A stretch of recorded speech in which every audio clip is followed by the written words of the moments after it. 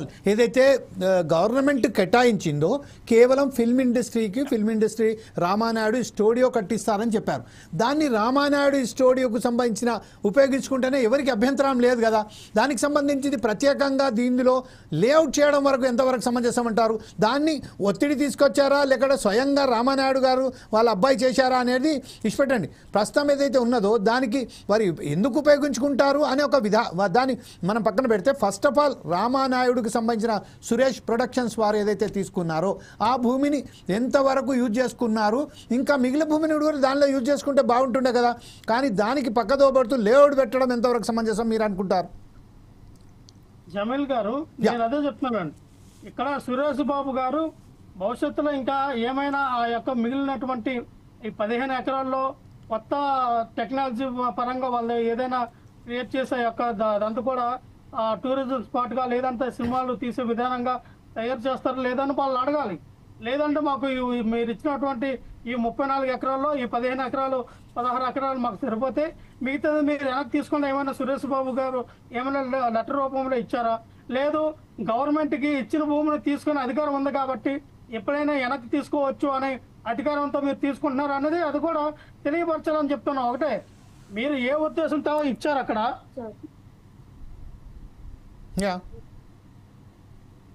మీరు ఏ ఉద్దేశంతో ఇచ్చారు, ఏ ఉద్దేశంతో ఇప్పుడు వెనక్కి తీసుకుంటున్నారు అన్నది ప్రజలకు తెలియపరచాలి. ఒకటే చెప్తాను సార్, మీరు అభియోగాలు వేస్తూ ఉన్నారు. ఆ రోజున జగన్మోహన్ రెడ్డి గారు కానీ వైఎస్ఆర్ పార్టీ ప్రభుత్వంలో ఉన్నటువంటి టూరిజం డెవలప్మెంట్ శాఖ వారు కానీ ఏమైనా అక్కడ అపార్ట్మెంట్లు కట్టాలి లేదా లేఅవుట్లు వేసి అమ్మాలి అనే ఉద్దేశం ఎక్కడైనా ఉంటే క్రిస్టల్ క్లియర్ గా ప్రూఫ్లు చూపించండి. మీరు లేనిపోయినటువంటి అలిగేషన్లు చూపించి ప్రజల యొక్క మైండ్ సెట్లు మారిస్తే మీరు అధికారంలోకి వచ్చినటువంటి 11 నెలల్లో కూడా అభియోగాలు చేస్తూనే ఉన్నారు.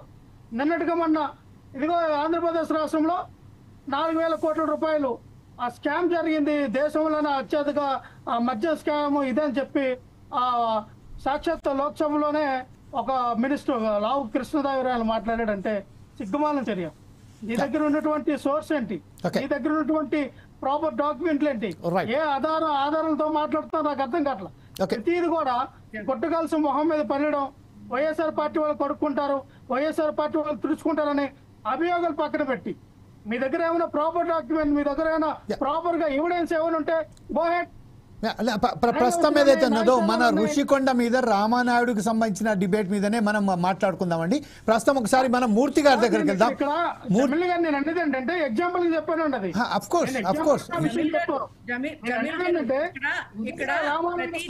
వాళ్ళ డెవలప్మెంట్ చేయము.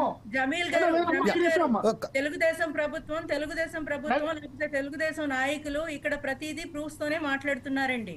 మేము హైకోర్టు ఆర్డర్ ఏదైతే ఇచ్చిందో దాని ఆధారపూర్వకంగానే మాట్లాడుతున్నాము. అయితే ఇచ్చిన ఉద్దేశం చాలా క్లియర్ గా మీరేమైనా అభియోగాలు అని చెప్పారు కదా, దానికి కౌంటర్ గా నళినీదేవి గారు మాట్లాడుతున్నారు. నళినీదేవి గారు ఏదైతే చెప్తున్నారో దాన్ని ఒకసారి ఇచ్చి దానికి సమాధానం కూడా చెప్తున్నారు. కానీ మీరు ప్రతిదీ మేము సార్ ఒక్క నిమిషం జమీల్ గారు, నేను ఒక్క నిమిషం మాట్లాడిన తర్వాత హైకోర్టు స్టే ఇచ్చిందంటే అందులో ఏదో కాంట్రవర్సీ లేకుండా హైకోర్టు స్టే ఇస్తుందా? మీరు ఇలా మాట్లాడడం అభియోగం అనడం అనేది కంటెంప్ట్ ఆఫ్ కోర్ట్ అవుతుందండి. ఇప్పుడు హైకోర్టే చెప్పింది. కంటెంప్ట్ ఆఫ్ కోర్టు విషయానికి వస్తే మీ టీడీపీ నాయకులు, కూటమి నాయకులు ఎన్నో మాట్లాడారు, అన్ని కూడా కంటెంప్ట్ ఆఫ్ ద కోర్టే వస్తుంది. కంటెంప్ట్ ఆఫ్ ద కోర్ట్ అయినప్పుడు మీరు ఎందుకు మాట్లాడుతున్నారన్నా? వైఎస్ఆర్సీపీ ప్రభుత్వంలో హైకోర్టు చెప్పిందంటే దానికి కంటెంప్ట్ ఆఫ్ ద కోర్ట్ అయినప్పుడు మీరు ఎందుకు రామనాయుడు గురించి మాట్లాడతారు? మీరు అభియోగం అంటున్నారు కాబట్టి అది కంటెంప్ట్ ఆఫ్ కోర్ట్ అవుతుందండి. మేము అభియోగాలు చెయ్యట్లేదు, ప్రూఫ్స్ తో మాట్లాడుతున్నాము. ఇచ్చిన ఉద్దేశం చాలా క్రిస్టల్ క్లియర్ గా ఉంది.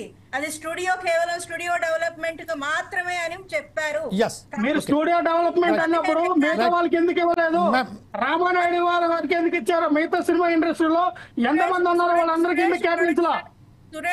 మీకు నిజంగానే సినిమా ఇండస్ట్రీ డెవలప్మెంట్ చేయాలనుకున్నప్పుడు ఒక సురేష్ ప్రొడక్షన్ వాళ్ళకి ఎందుకు ఇవ్వాలి? రామానాయుడు గారికి ఎందుకు మీరు 34 ఎకరాలు కేటాయించాలి? మిగతా వాళ్ళు లేరా? మిగతా వాళ్ళు ఉన్నప్పుడు వాళ్ళకి ఎందుకు మీరు కేటాయించాలా? వాళ్ళు ఎందుకు పిలిపించాలా? వాళ్ళు పిలిపించి ఎందుకు ఇక్కడ ఫిల్మ్ ఇండస్ట్రీ డెవలప్మెంట్ చేయాలని ఎందుకు మీరు అడగలేదు? దేనికి మీరు రామానాయుడు ఒక్కరికి మీరు కేటాయించారు? అదే కదా అడుగుతోంది. మీరు కేటాయించారు, మేము కాదు కదా కేటాయించింది. లలితాదేవి గారు 2003లో చంద్రబాబు నాయుడు గారు రామానాయుడు గారికి కేటాయించారన్నారు. 2003లో చంద్రబాబు నాయుడు గారికి కేటాయించినప్పుడు మిగతా వాళ్ళకి మీరు ఎందుకు కేటాయించలా? మీరు ఆ రోజున ఎగ్జాంపుల్ చెప్తా, రాఘవేంద్రరావు గారు ఉన్నారు, ఆ రోజున దాసరి నారాయణ గారు ఉన్నారు, అల్లా అరవింద్ గారు ఉన్నారు, వినండి, అల్లా అరవింద్ గారు ఉన్నారు, చాలా చాలా ఫ్యామిలీ పెద్ద పెద్ద బడా ఫ్యామిలీ ఉన్నాయి. వాళ్ళందరికీ మీరు ఎందుకు కేటాయించలేకపోయారు? వాళ్ళందరికీ మీరు ఎందుకు భూములు ఇవ్వలేకపోయారు? వాళ్ళందరినీ పిలిపించి ఎందుకు ఇక్కడ డెవలప్మెంట్ చేయండి అని ఎందుకు అడగలేకపోయారు? కేవలం మీరు రామానాయుడు గారికి ఎందుకు కేటాయించారు? దీని వెనకతలో రామానాయుడు గారిని వినియోగించుకుని భూములు తప్పే కార్యక్రమం చంద్రబాబు నాయుడు గారు చేస్తారని అర్థమవుతుంది.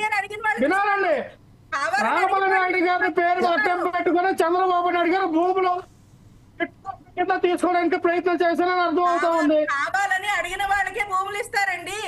ఎందుకు ఎంతమంది అడగలేదండి? అల్లా అరవింద్ గారు భూములు అడగలేదా? దాసు నారాయణ గారు భూములు అడగలేదా?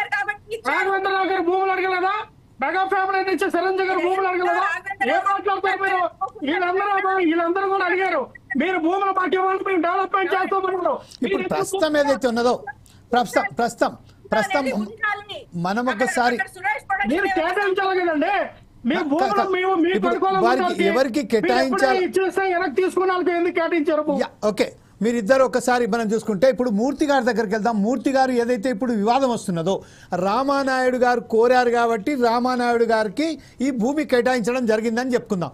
అయితే ఆ భూమికి సంబంధించిన ఫిల్మ్ ఇండస్ట్రీ డెవలప్మెంట్ చేయాలనేది మాత్రం ఒక మంచి ఒక నిర్ణయంతోనే తీసుకొచ్చారు. కానీ దానికి సంబంధించిన ఆ మిగులు భూమిని ఈరోజు వెనక్కి తీసుకోవాలని ఏదైతే ఆదేశించడం జరిగిందో అది ఎంతవరకు సమంజసం? కాకపోతే అక్కడ సురేష్ ప్రొడక్షన్స్ వారు ఆ భూమిని